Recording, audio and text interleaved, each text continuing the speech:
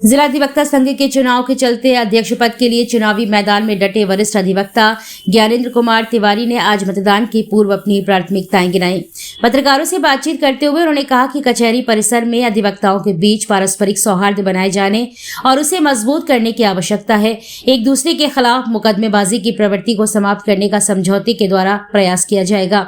वरिष्ठ अधिवक्ताओं को कैशलेस चिकित्सा सुविधा दिलाए जाने के लिए शासन प्रशासन से अथक प्रयास किया जाएगा। साथ ही महिला अधिवक्ताओं के लिए अधिवक्ता भवन में अलग से हॉल का निर्माण कराया जाएगा, क्योंकि वर्तमान में महिला अधिवक्ताओं की संख्या बहुत अधिक हो गई है और उनके लिए अलग से हॉल का निर्माण कराया जाना बेहद आवश्यक है। उन्होंने कहा कि 1 से 5 वर्ष के जूनियर अधिवक्ताओं को मानदेय के नाम पर कुछ नहीं मिलता है, इसलिए उत्तर प्रदेश शासन से अधिक मासिक मानदेय दिलाए जाने के लिए मांग की जाएगी, ताकि जूनियर अधिवक्ताओं को अर्थ के लिए परेशान न होना पड़े।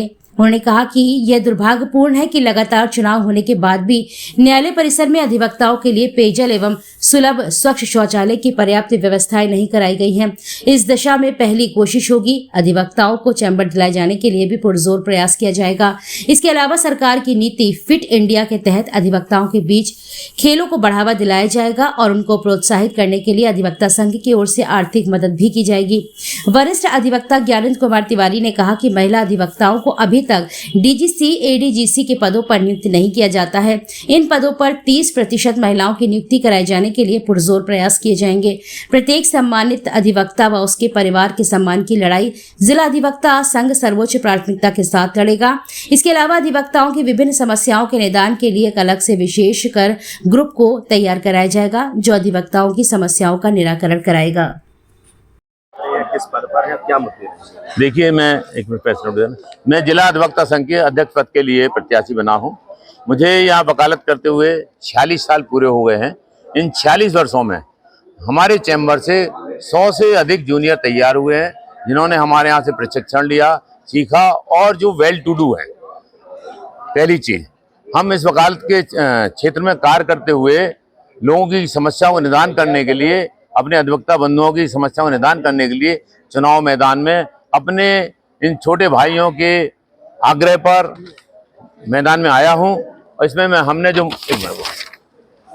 जो मुद्दे उठाए हैं, सबसे पहले हमने मुद्दे उठाए हैं, हम अपनी महिलाएं बहनों के लिए उनको 30% जो सरकारी अधिवक्ताओं की नियुक्ति होती है उसमें उनको उस प्रतिशत से दिलाया जाए, क्योंकि न केवल झांसी में बल्कि मुझे जैसा लगता है पूरे प्रदेश में एडीजीसी एडीजीसी पद पर महिलाएं अधिवक्ता नहीं। तो हमारी मांग महिलाओं के लिए होगी। महिलाओं के लिए अलग से अधिवक्ता भवन का निर्माण कराया जाएगा। यहाँ पर जो हमारे जिला न्यायालय परिसर है, इसमें पेयजल की पूरी व्यवस्था नहीं है, शौचालय प्रॉपर नहीं है, क्योंकि हम भाइयों की संख्या अधिक बढ़ गई है, क्लाइंट्स की भी संख्या बढ़ गई है। इसके लिए भी हम माननीय विधायक महोदय से, सदर विधायक से, माननीय उच्च न्यायालय से, यूपी बार काउंसिल से मिलकर इस समस्या का निदान करने के लिए संघर्ष करेंगे। लोगों के माध्यम से अधिवक्ताओं के लिए क्या संदेश है? देखिए, हमने अपनी जो आप प्रेस को बुलाया है, हम अपनी बात आपके माध्यम से हम उन सभी अधिवक्ता भाइयों के पास अपना मैसेज भेजना चाहते हैं कि भाइयों, हम आपके सामने इस पद पर हम 4 प्रत्याशी हैं। इन 4 प्रत्याशियों में आपको ये चयन करना है कि कौन प्रत्याशी कितना अनुभवशील है।